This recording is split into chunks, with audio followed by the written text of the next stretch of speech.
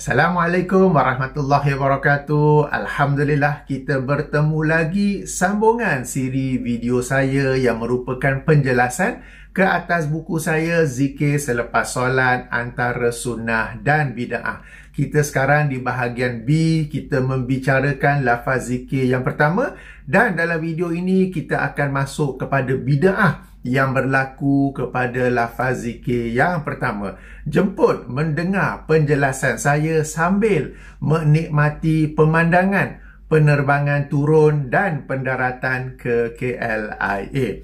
Sebelum nak menerangkan tentang bida'ah yang berlaku kepada lafaz zikir yang pertama ni, saya nak ghostan sikit. Ada ke perkataan ghostan?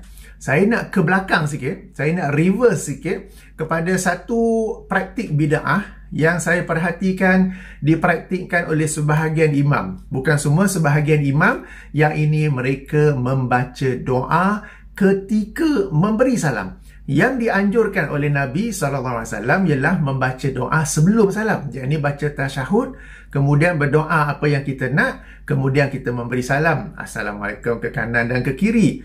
Kalau nak berdoa selepas solat pun boleh. Selepas baca zikir-zikir nak berdoa silakan. Cuma jangan jadikan ia satu kebiasaan. Sebab yang utama, yang sunnah ialah berdoa di dalam solat itu sendiri. Jadi ada sebahagian imam, bukan semua, sebahagian imam yang apabila mereka memberi salam, apabila mereka memberi salam ke kanan, mereka membaca Allahumma inni as'aluka ridhaka wal jannah.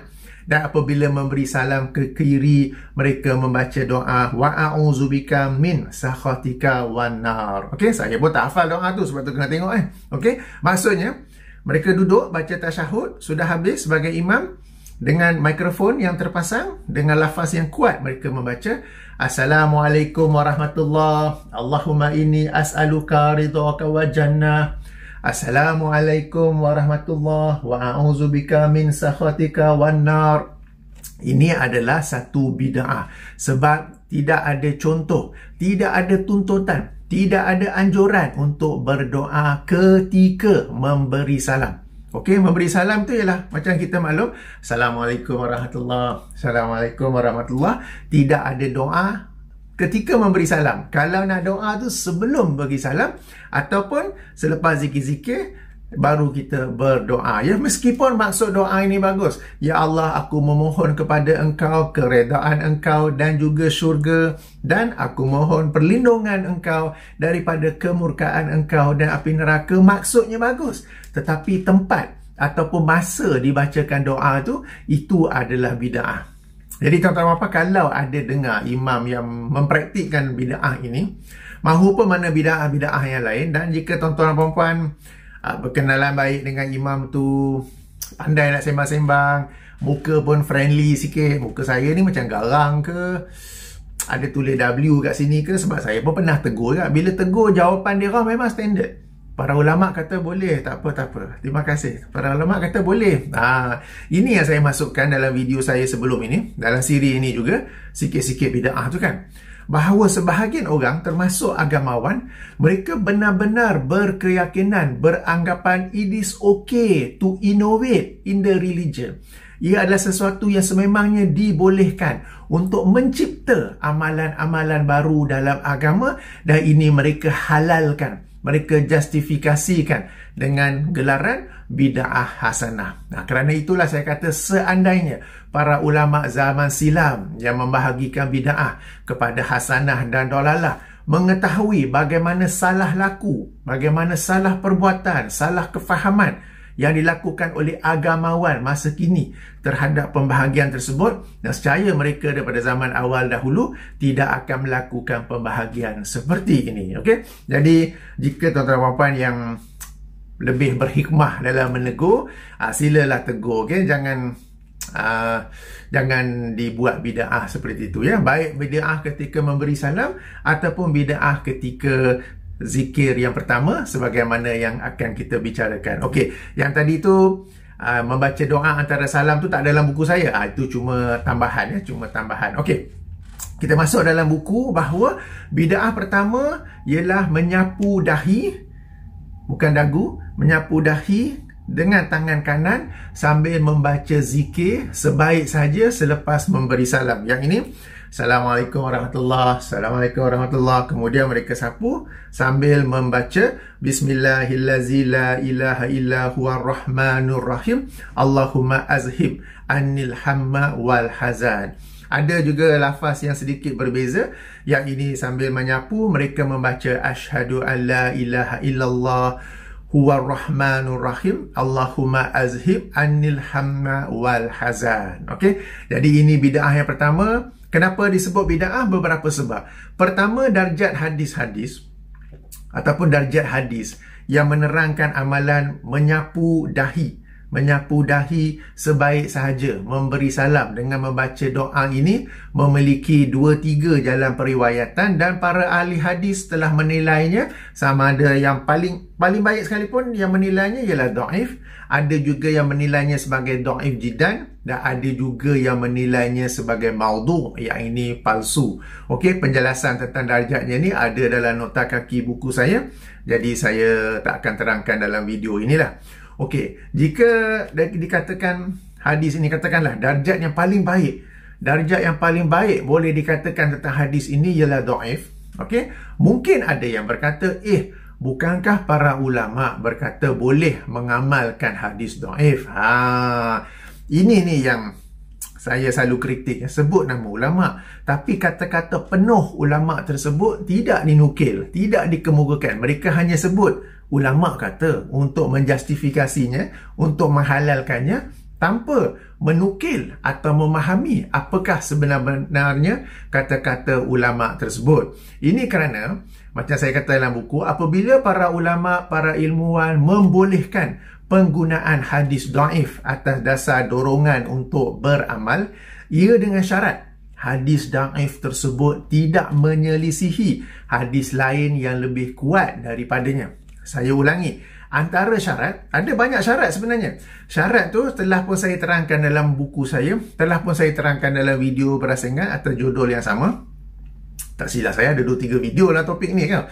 Okey, tapi yang penting ada banyak syarat, dan kalau kita tahu syarat-syarat ni, susah sebenarnya nak amalkan hadis dhaif. Lebih baik kita amalkan, cukupkan diri dengan hadis sahih dan hasan sahaja. Tapi tak apa, kalau nak amalkan juga hadis dhaif, salah satu syaratnya ialah hadis dhaif tersebut tidak bertentangan dengan hadis lain yang lebih kuat daripadanya. Ini sangat penting ya. Okey, dalam hal ini Rasulullah SAW, okey, saya nak terangkan di manakah hadis ini bertentangan dengan hadis lain yang lebih kuat daripadanya. Okey, dalam Sahih Al-Bukhari, Rasulullah SAW bersabda, "Solatlah kalian sebagaimana kalian melihat aku solat." Berdasarkan hadis ini, para sahabat, mereka memang betul-betul observe. Mereka memang betul-betul mengamati, memberi perhatian kepada solat Rasulullah SAW, baik pergerakan maupun bacaan. Dan mereka ini betul-betul memerhatikannya, sehingga dah habis solat pun mereka memerhatikannya juga ya.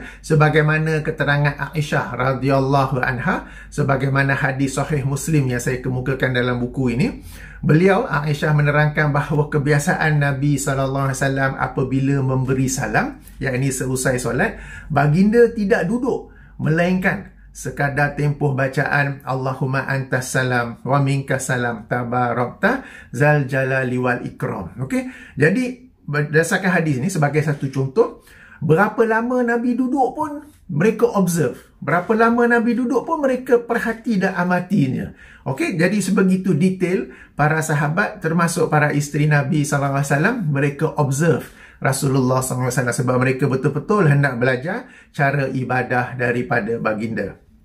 Okey, sedikit nota tambahan. Apabila dikatakan kebiasaan Nabi SAW apabila memberi salam seusai solat, baginda tidak duduk, melainkan sekadar bacaan Allahumma antas salam wa minkas salam tabarakta ya zal jalali wal ikram, terdapat, tabarakta zal jalali wal ikram, terdapat perbincangan apakah yang dimaksudkan dengan tidak duduk. melainkan sekadar bacaan itu. Jadi ada dua pandangan ataupun dua penafsiran. Penafsiran pertama ialah setelah membaca Allahumma anta salam tu, setelah beristighfar 3 kali, kemudian membaca Allahumma anta salam sehingga akhir, baginda terus bangun dan meninggalkan masjid. Maksudnya dah terus bangun dah. Ini penafsiran pertama.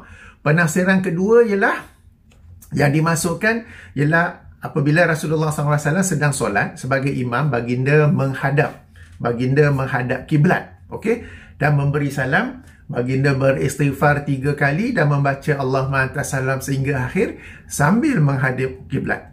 Kemudian bila sudah habis baca, barulah baginda berpusing untuk menghadap para makmum. Jadi yang dimaksudkan dengan duduk di situ ialah duduk menghadap kiblat. Kemudian baginda berpusing menghadap makmum. Jadi bagi saya pandangan ataupun penafsiran kedua inilah yang lebih kuat, kerana di sana terdapat hadis-hadis lain yang menerangkan bahawa Rasulullah SAW membaca zikir-zikir yang lain juga. Jadi jika dikatakan selepas Allahumma anta salam terus bangun, tak betul lah kan? Sebab di sana ada hadis-hadis sahih lain sebagaimana dalam buku saya ini yang menerangkan baginda membaca juga lafaz-lafaz zikir yang lain, ya. Jadi sekali lagi saya ulangi, pandangan kedua adalah lebih tepat bahawa apabila Aisyah berkata baginda tidak duduk melainkan sekadar tempoh bacaan Allahumma antas salam wa minkas salam tabarakta zal jalali wal ikram, itu merujuk kepada duduk menghadap kiblat. Kemudian baginda akan berpusing sebagaimana dalam hadis yang seterusnya saya kemukakan dalam buku daripada Samurah bin Jundub radhiyallahu anhu, bahawa kebiasaannya Nabi SAW apabila telah selesai solat akan berpusing menghadap kami dengan wajahnya. Baginda akan berpusing. Dan sebagaimana saya terangkan dalam video lain, kadang baginda berpusing betul-betul 180 degrees, kadang baginda berpusing condong ke kanan, dan ini yang lebih kerap, dan kadang baginda berpusing condong ke kiri. Okey, jadi ada 3 position sebenarnya. Baik, hadis-hadis ini yang menerangkan tentang berapa lama baginda duduk, kemudian baginda berpusing, arah pusingan baginda, menunjukkan bahawa para sahabat ni betul-betul observe. They really observe their beloved prophet. Dan kita pun, saya yakin kalau seandainya kita ni hidup pada zaman itu, dan kita pun akan observe Rasulullah SAW sebagaimana para sahabat. Dan dalam observation mereka, ramai tak sahabat ni, sebab saf belakang tu kan banyak orang kan, dalam semua observation mereka tidak diterangkan bahawa baginda SAW menyapu muka sambil membaca zikir yang telah saya bacakan tadi tu, ya. Jadi ini kita kata bukti ataupun dalil pertama bagaimana hadis dhaif itu menjanggahi sesuatu yang lebih kuat daripadanya. Okey, tak apa. Mungkin ada yang kata itu dia orang tak cerita, bererti tak semestinya berhenti tak buat kan. Okey, tak apa, sebab para pecinta bid'ah ni orang suka berhujah macam tu. Nabi tak buat, tak semestinya tak boleh buat kan. Okey, kita ada contoh yang kedua, kita ada bukti kedua yang menunjukkan hadis menyapu itu diperselisihi oleh hadis lain yang lebih kuat daripadanya, yang ini keterangan Abu Sa'id Al-Khudri radhiyallahu anhu bahawa aku melihat Rasulullah SAW sujud dalam air dan tanah, air dan lumpur, ya, maknanya suasana becak. Sebab masjid Nabi SAW pada zaman itu, kalau ada bumbung pun sekadar pelepah kurma, yang ini ia tidaklah betul-betul kalis air. Apabila hujan akan ada juga hujan yang masuk dan ia kenakan lantai. Dan lantai masjid pula bukanlah diperbuat daripada marble ataupun tiles, ia adalah tanah. Okey, jadi bila hujan, tanah itu akan menjadi becak. Meskipun becak, Rasulullah SAW tetap melaksanakan solat dan tetap sujud di tanah yang becak itu. Apa yang menarik ialah setelah selesai solat, baginda kan membaca istighfar 3 kali, kemudian Allahumma anta salam sehingga akhir, baginda berpusing menghadap makmum. Dan bila berpusing menghadap makmum, masih lagi ternampak kesan-kesan lumpur di dahinya. Kesan-kesan lumpur di dahinya. Menunjukkan apa? Menunjukkan bahawa Rasulullah SAW sememangnya tidak sapu. Tidak sapu selepas memberikan salam. Sebab kalau dah sapu, dah tak ada dah, ataupun tinggal sikit-sikit je. tinggal sikit-sikit je. Tapi ini ada signifikan banyak. Sampai sahabat pun cerita, sehinggalah aku nampak kesan lumpur di dahinya. Okey, menunjukkan masih ada lagi kesan lumpur tersebut, menunjukkan baginda sememangnya tidak menyapu muka. Okey, jadi inilah bukti-bukti bahawa Rasulullah SAW selepas solat sememangnya tidak sapu muka, baik atas tujuan zikir ataupun atas tujuan untuk membersihkan lumpur di mukanya itu. Okey, jadi inilah yang dikatakan sebagai bukti bahawa hadis itu dhaif. Okey, kemudian ia menyelisihi pula hadis lain yang lebih sahih, yang lebih kuat daripadanya. Okey, jadi ini adalah contoh bid'ah pertama yang berlaku bagi lafaz zikir, di mana mereka memulakan zikir selepas solat dengan menyapu dahi dan membaca lafaz zikir yang sebagaimana saya bacakan tadi. Saya sendiri tak hafal. Okey, alright. Sedikit penjelasan tambahan. Okey, tentang hikmah imam berpusing menghadap makmum selepas selesai solat berjemaah. Okey, satu lagi pengamatan saya, observation peribadi saya, ini boleh saya katakan sangat ramai. Hampir semua. Jarang-jarang saya jumpa ada imam di tempat saya ni lah yang apabila selesai solat dia akan berpusing menghadap makmum. Sebaliknya dia terus berzikir dengan menghadap kiblat. Okey, sebab pertamanya sunnah Nabi SAW yang sahih ialah apabila selesai solat, selesai membaca istighfar 3 kali, selesai membaca Allahumma antas salam wa minkas salam tabarakta zal jalali wal ikram, baginda akan berpusing menghadap makmum. Makmum akan dapat melihat wajah baginda. Kadang baginda berpusing 180 darjah ke belakang, kadang condong ke sebelah kanan, kadang condong ke sebelah kiri. Apakah hikmahnya? Apakah hikmahnya? Okey, antaranya yang dijelaskan oleh para ulama ialah ia menunjukkan bagi makmum yang sampai lewat bahawa solat telah pun selesai. Katakan ada orang baru sampai, dia nak jadi makmum masbuk kepada imam, tapi tengok imam dah pusing. Oh, okey. Zikir dah, solat dah habis dah. Sebab pada zaman Nabi SAW, zikir itu perlahan. Okey, jadi bila imam dah pusing, makmum tahu yang baru datang lambat tu, oh, solat sudah habis sebenarnya. Ini yang pertama. Yang kedua, ia untuk mengajar makmum bacaan zikir selepas solat atau memberi tazkirah. Tuan-tuan dan puan, bila kita nak ajar orang sesuatu, kita pandang orang tu. Okey, jangan pergi pandang terbalik. Kan? Jadi Rasulullah SAW ialah selepas solat dalam rangka berzikir, baginda juga ingin mengajar para makmum lafaz zikir. Sebab itulah baginda memusingkan wajahnya untuk menghadap mereka. When you are teaching someone, you face someone, you don't show your backside to them. Okey, dan ini yang di sisi pandangan Imam Asy-Syafi'i, bahawa apabila nak mengajar zikir, barulah baginda meninggikan suara supaya para makmum dapat mendengar. Apabila para makmum sudah pun maklum, sudah pun tahu tentang bacaan zikir tersebut, okey, imam akan kembali memperlahankannya. Okey, kan? Hikmah yang ketiga ialah supaya dapat tengok jika ada makmum masbuk atau tidak.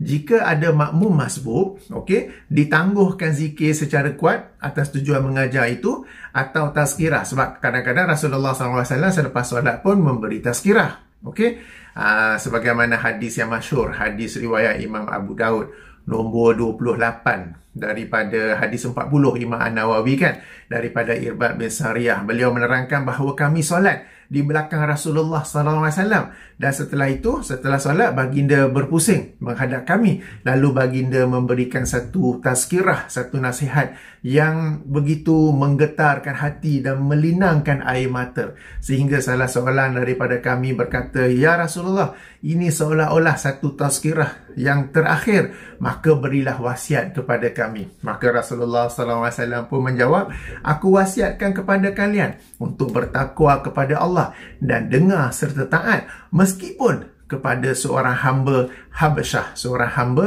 daripada Habasyah. Dan sesiapa yang hidup panjang sesudah aku akan melihat perselisihan yang banyak fa'alaikum bisunnati, maka wajib ke atasnya sunnahku dan sunnah para khulafa yang mendapat hidayah, yang mendapat petunjuk. Berpegang teguhlah kepadanya, gigitlahnya dengan gigi geraham kalian, yang ni sunnah Nabi tu, gigit dengan gigi geraham. Dan wa iyyakum, dan berhati-hatilah kalian daripada perkara-perkara baharu, kerana setiap perkara baharu itu adalah bid'ah, dan setiap bid'ah itu adalah kesesatan. Hadis yang masyhur kan? Tapi ingat tak? Di awal tu, perawi menerangkan, sahabat menerangkan, namanya Irbad bin Sariyah, bahawa kami solat di belakang Rasulullah, kemudian Rasulullah memusing menghadap kami, lalu memberi satu tazkirah, satu nasihat yang begitu membekas sehingga menggetarkan jiwa dan berlinangan air mata. Rasulullah bagi tazkirah macam tu, bukan seimbang kosong. Dan Rasulullah punya tazkirah tu pendek je, tetapi begitu power, begitu impact. Dia tak cerita berjela-jela. Tapi saya baca hadis yang panjang. Yang poin saya nak tunjuk tu, kadang-kadang lepas solat tu pun baginda membaca ataupun memberi tazkirah. Okay? Tapi bagi nak memberi tazkirah, kena tengok dulu ada makmum masbuk ataupun tidak. Kerana jika imam membaca zikir dengan kuat, sama ada untuk tujuan mengajar ataupun memberi tazkirah, kena pula ada makmum masbuk, ini akan mengganggu makmum masbuk tersebut. Okey, jadi ini antara hikmahnya. Kena pula yang di tempat saya lah, tempat tuan-tuan dan puan-puan, saya tak tahu macam mana tempat saya. Imam tu dia tetap menghadap kiblat daripada habis salam tu sampai dia habis zikir, sampai dia habis doa.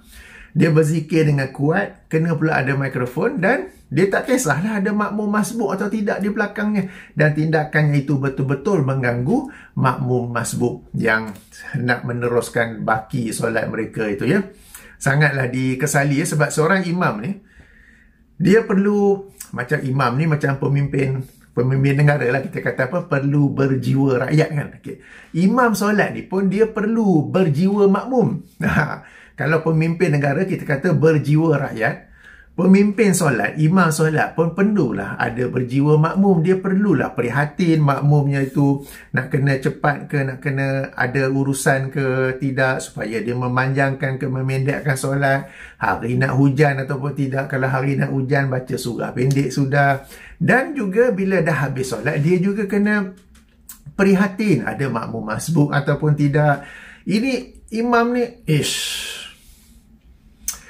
dia terus je bendul je menghadap kiblat di situ. Agaknya dia punya pandangan menghadap kiblat itu afdal berzikir, agaknya kan. Dia tak kisah pun ada makmum masbuk di belakang itu terganggu ataupun tidak dengan bacaan-bacaan zikirnya yang sangat kuat itu ya. Jadi itu 3 hikmah kenapa para ulama berkata Rasulullah SAW berpusing menghadap makmum ya. Kenapa? Pertama, supaya orang yang sampai lewat tahu solat berjamaah bersama imam telah pun selesai.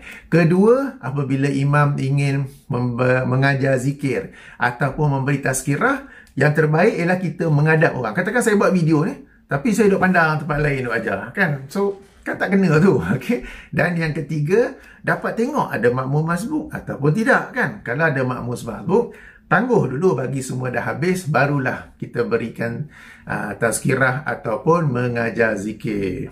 Okey, jadi ini bid'ah yang berlaku kepada lafaz zikir pertama. Bid'ah pertama yang berlaku kepada lafaz zikir yang pertama. Ada sambungannya nanti insya-Allah. Jadi sedikit penjelasan lebih terperinci ialah penghukuman bid'ah yang macam saya tulis dalam buku, penghukuman bid'ah ke atas amalan menyapu dahi sambil membaca zikir selepas salam bukan semata-mata kerana hadis dhaif. Sebab nanti akan ada para pencinta hadis dhaif, para pencinta bid'ah, mereka berhujah. Tengok dia orang ni, para ulama dah kata dah boleh amalkan hadis dhaif, tapi dia orang ni membid'ahkan pula. Tak. Bukan semata-mata kerana hadis dhaif. Akan tetapi walau bagaimanapun, namun begitu, disebabkan hadis dhaif itu tidak menepati syarat-syarat pengamalannya, dan di antara syarat itu ialah ia tidak menyelisihi hadis yang lebih sahih, yang hasan, yang sahih daripadanya, ataupun dalam arti kata lain, ia tidak menyelisihi hadis yang lebih kuat daripadanya. Saya sendiri alhamdulillah telah menjelaskan syarat-syarat ini dalam buku saya, Amalan-amalan di Bulan Ramadan. Ada satu bab khas di situ, bab tentang hadis dhaif, hukum dan syarat pengamalannya yang boleh dibaca secara percuma di hafizfirdaus.com. Apa kaitan dengan bulan Ramadan? Sebab bulan Ramadan ni lah sebenarnya Rejab, Syakban, Ramadan. Okey, Rejab, Syakban, Ramadan adalah bulan yang saya kata hadis-hadis yang dhaif jiddan, maudhu dan tidak ada asal usulnya berpesta.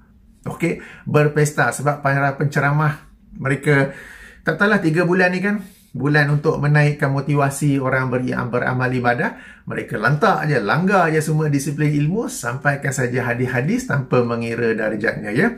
Okey, dan juga saya pun ada video khas tentangnya, hukum mengamalkan hadis dhaif. Okey, jadi link kepada buku ini, link kepada video ini dalam kotak description video saya ini, insya-Allah. Okey, jadi inilah bid'ah yang pertama yang berlaku kepada lafaz zikir yang pertama. Sebenarnya saya terangkan 2 bid'ah. Bid'ah yang pertama tu yang sekadar tambahan yang berlaku ketika solat, yang ini ketika memberi salam. Assalamualaikum warahmatullahi, Allahumma inni as'aluka ridhaka wal jannah.